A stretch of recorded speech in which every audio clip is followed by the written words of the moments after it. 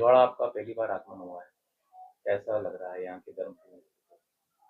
सबसे पहले तो जितने भी आपके चैनल पर दर्शक हैं, श्रोता हैं, आप सबको मेरा सादर जय श्री राम। राजस्थान के इस भीलवाड़ा क्षेत्र में मेरा पहली बार आगमन हुआ है। कथा गाते गाते लगभग मुझे 14 वर्ष हो गए और आज 5 दिन हो गए कथा के, लेकिन ऐसा नहीं लग रहा है कि मैं पहली बार आया हूँ। यहाँ के श्रोताओं से मेरा पुराना संबंध है। इतने रसिक श्रोता हैं, इतने भाव से परिपूर्ण श्रोता है, ऐसे श्रोता मिलना भी भगवत कृपा है। तो जो आनंद प्राप्त हो रहा है उसको शब्दों में नहीं बताया जा सकता। अभी एक सर्वाधिक जो धर्म मुद्दा चल रहा है, अपने तिरुपति बालाजी को भी प्रसाद सुना। देखिए, वो एक शब्द है अनर्थ। अनर्थ से भी कोई बड़ा शब्द हो अगर हो तो उसको कृत्य के लिए उसको प्रयोग किया जा सकता है।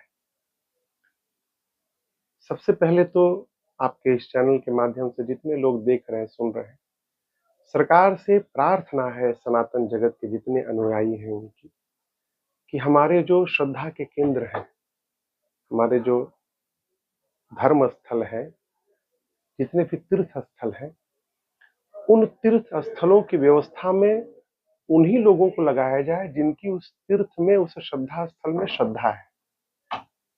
जो सनातन से इतर लोग हैं, अब वो तो जीव है, उनको यदि व्यवस्था में लगाएंगे तो जो एक सनातनी की वहां पर श्रद्धा होगी वो उनकी नहीं हो सकती। वो एक ड्यूटी करेंगे, जॉब करेंगे, जो भी करें। तो मेरी प्रार्थना है कि जो घटना घटी है, बहुत बड़ा अनर्थ हुआ है, छोटी मोटी घटना नहीं है। वो प्रसाद न जाने कितने अनंत सनातनियों के मुख में गया होगा, जो जीवन में कभी भी भूल कर भी कभी कुछ गलत पदार्थ मुख में न डाला हो, और प्रसाद के नाम पर यदि उसके मुख में चला जाए तो इससे बड़ा धोखा, जघन्य अपराध दूसरा कोई नहीं हो सकता है। तो सरकार से मेरी प्रार्थना है कि ये जो जितने भी मंदिर तीर्थ स्थल सरकार के हाथ में है, या तो सरकार अपने हाथ में रखे तो उसकी व्यवस्था सुदृढ़ करे।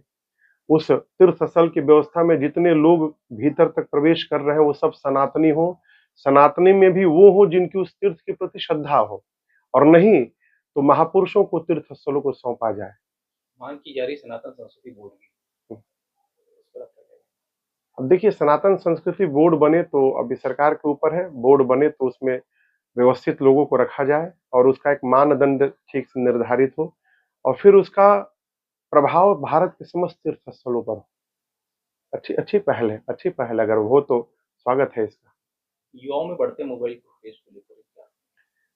देखिए, क्रेज नहीं है अब, वर्तमान समय में ऑक्सीजन हो गया है।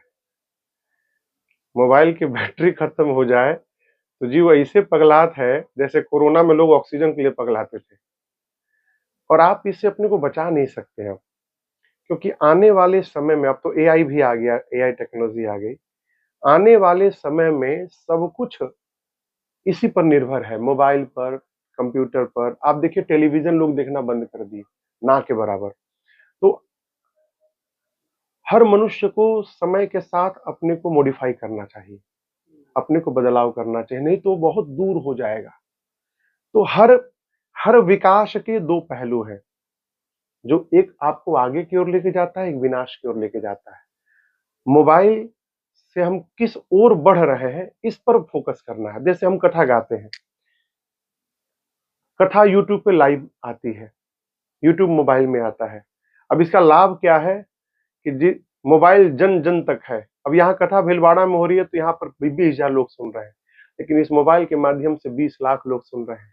तो इसका इसका ये सकारात्मक प्रभाव हुआ। उसी प्रकार हर विकास का एक नकारात्मक प्रभाव भी है। सरकार को, चाहे सरकार क्या, परिवार को, परिवार के जो अभिभावक हैं उनको इस विषय पर फोकस करना चाहिए कि इस वस्तु का, इस साधन का हमारे परिवार के लोग किस रूप में उपयोग कर रहे हैं, इस पर फोकस करना चाहिए। आप मोबाइल से दूर नहीं कर सकते। अब गुरुदेव, एक आजकल एक राजनीति लोगों में परिपाटी चल रही है। हिंदुओं को हिंदू लोग ही इसको हिंसक बता रहे हैं और आलोचना करते हैं हिंदू धर्म, जबकि उनका उद्देश्य राजनीतिक है। तो इसमें आप क्या? भगवान रक्षा करे ऐसे लोगों की। मेरी ये प्रार्थना, भगवान रक्षा करे। देखिए, हम कुछ न बने, पहले हिंदू बन जाए। पंडित, क्षत्रिय, वैश्य, सेवक बाद में बने, पहले हिंदू बन जाए। हिंदू बनेंगे तब देश बचेगा, और देश बचेगा तभी कथा भी राजन गाएंगे, और आप भी कथा सुनेंगे, आप भी सांवरिया सरकार का दर्शन करेंगे। देश ही नहीं रहेगा तो कुछ नहीं कर पाएंगे। तो ये तो लोगों को सोचना चाहिए ना, जो समाज के लोग हैं। हमारा कहना है कि जिसको भड़काया जा रहा है वो भी तो जीव अन्न खाता है, उसका अपना विवेक नहीं है।